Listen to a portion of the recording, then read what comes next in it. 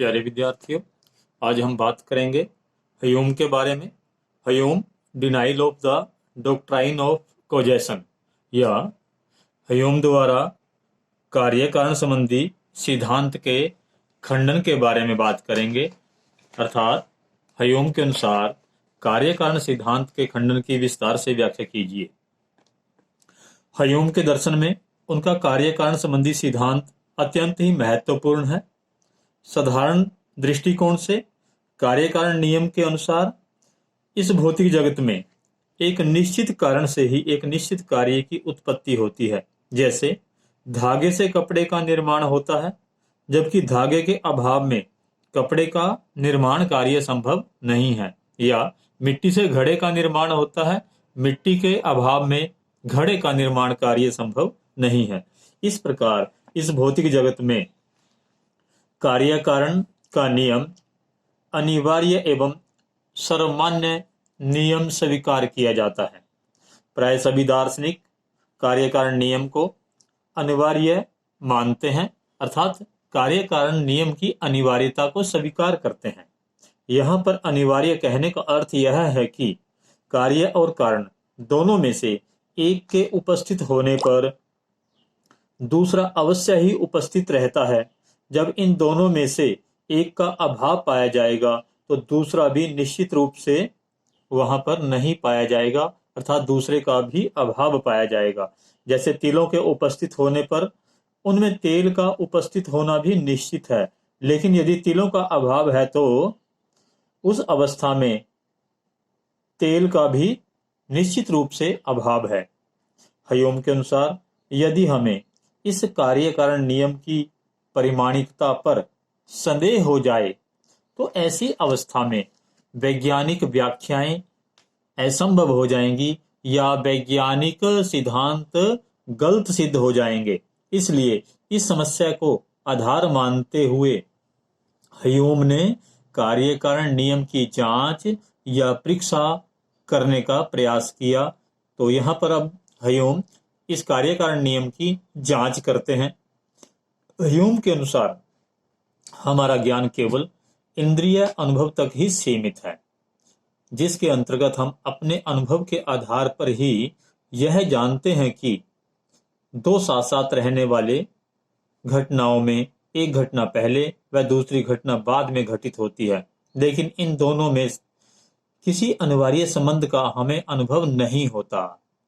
दो साथ साथ घटित होने वाली घटनाओं में एक घटना पहले और दूसरी घटना बाद में घटित होती है, लेकिन इन दोनों घटनाओं में हमें किसी प्रकार के अनिवार्य संबंध का अनुभव नहीं होता। जबकि कार्य कारण नियम के अनुसार दो घटनाओं में जो साथ साथ दो घटनाएं घटित होती हैं उनमें विद्यमान अनिवार्य संबंध का होना आवश्यक है, तो ऐसे संबंध का हमें अनुभव भी होना चाहिए। ह्यूम इस विषय पर दो दृष्टिकोणों से विचार करते हैं। पहला दृष्टिकोण है तार्किक दृष्टिकोण। ह्यूम के अनुसार जब हम इस भौतिक जगत में दो घटनाओं को बिना किसी अपवाद या बिना किसी विवाद के साथ साथ घटित होता हुआ देखते हैं तो उनमें पहली घटना को कारण तथा दूसरी घटना को कार्य मान लिया जाता है।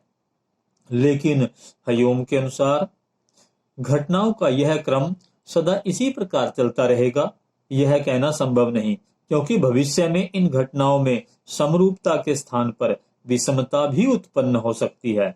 जैसे उदाहरण के रूप में हम कह सकते हैं कि कल काले घने बादलों से वर्षा हुई थी, लेकिन आज फिर उसी प्रकार के बादल आकाश में छाए होने के कारण भी वर्षा नहीं हो रही। तो इस अवस्था में इस उदाहरण से क्या सिद्ध होगा कि कार्य कारण नियम में अनिवार्यता नहीं है।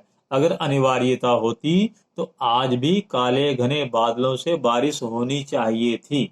तो इस प्रकार कार्य कारण नियम में किसी प्रकार की अनिवार्यता नहीं है।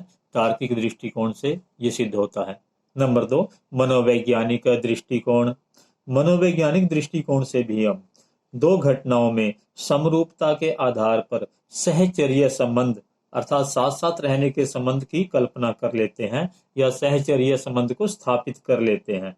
अर्थात कार्य और कारण समझे जाने वाली दो घटनाओं को सदा साथ साथ देखने पर हम ऐसी मन में कल्पना कर लेते हैं कि इन दोनों में अनिवार्य संबंध है, जबकि यहाँ पर यह अनिवार्य संबंध वस्तुओं में नहीं बल्कि हमारे मन की कल्पना मात्र है। ह्यूम के अनुसार कार्य कारण नियम हमारी मानसिक कल्पना पर निर्भर होने के कारण इसमें अनिवार्यता नहीं बल्कि संभावना विद्यमान है। अनिवार्यता का ज्ञान न तो अनुभव के द्वारा संभव है और न ही बुद्धि के द्वारा संभव है, क्योंकि हमारा अनुभव तो केवल वस्तु विशेष तक ही सीमित होता है, जबकि हम यहाँ पर वस्तु विशेष के अनुभव के आधार पर एक सामान्य अनुभव को निर्मित करने का प्रयास करते हैं, जो कि एक कल्पना मात्र है। इस प्रकार अनुभव के आधार पर दो वस्तुओं में अनिवार्य संबंध स्थापित करना संभव नहीं है। इसके साथ साथ यह संबंध बुद्धि के आधार पर भी स्थापित नहीं किया जा सकता, क्योंकि बुद्धि संवेदनाओं और विचारों का संयोग और वियोग करने का कार्य करती है। जो संवेदनाओं से परे है वहां पर हमारी बुद्धि कार्य नहीं करती, जबकि संपूर्ण विश्व की घटनाओं की एक साथ हमें संवेदनाएं भी प्राप्त नहीं हो सकती। इस प्रकार संक्षेप में कहा जा सकता है कि कार्य और कारण नियम में अनिवार्यता का संबंध संभव नहीं है, अर्थात अनिवार्यता बाह्य वस्तुओं में विद्यमान नहीं बल्कि यह तो हमारी मानसिक कल्पना मात्र है। धन्यवाद।